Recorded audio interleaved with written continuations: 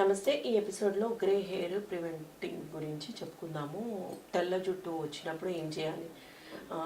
తెల్ల జుట్టు వచ్చినప్పుడు సాధారణంగా ఇంటి చిట్కాలు చూసుకున్నట్లయితే ఎగ్ వైట్లో కొంచెము కరివేపాకు మరియు మెతి ఆకు తీసుకొని పేస్ట్ చేసి మన హెయిర్కి అప్లై చేసినట్లయితే గ్రే హెయిర్ ప్రివెంటివ్గా చాలా బాగా పనిచేస్తుంది.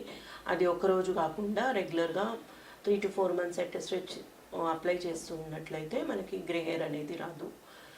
రెండవది కోకోనట్ ఆయిల్లో కొంచెము మెంతులు అలాంటివి తీసుకొని రోజువారీ మేతితో పాటు ఆమ్లా పౌడర్ 1 టీ స్పూన్ కానీ 2 టీ స్పూన్స్ కానీ మరిగించిన కొబ్బరి నూనెలో వేసుకున్నట్లయితే గ్రే హెయిర్ రావడం కూడా జరగదు. అలా 1 అప్లికేషన్తో కాకుండా అలా స్ట్రెచ్ 2 to 3 months రెగ్యులర్గా తీసుకున్నట్లయితే గ్రే హెయిర్ ప్రివెంటివ్గా ఉంటుంది.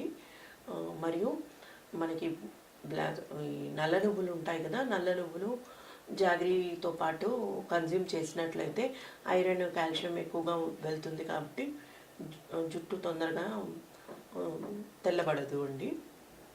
ఇది కాకుండా అలా ఉన్నట్లయితే మనకి పదే స్ట్రెస్ వల్ల ఎక్కువగా వస్తున్నట్లయితే హోమియోపతి ట్రీట్మెంట్లో కాన్స్టిట్యూషనల్ ట్రీట్మెంట్తో పాటు కొన్ని మెడిసిన్స్ యాసిడ్ ఫ్లోర్, మెస్బెడిన్ కారణాలను బట్టి తత్వాన్ని బట్టి ఇవ్వడం జరుగుతుంది. సో గ్రే హెయిర్ ప్రివెంటివ్గా లైకోపోడియం కూడా చాలా బాగా పనిచేస్తుంది. ధన్యవాదాలు.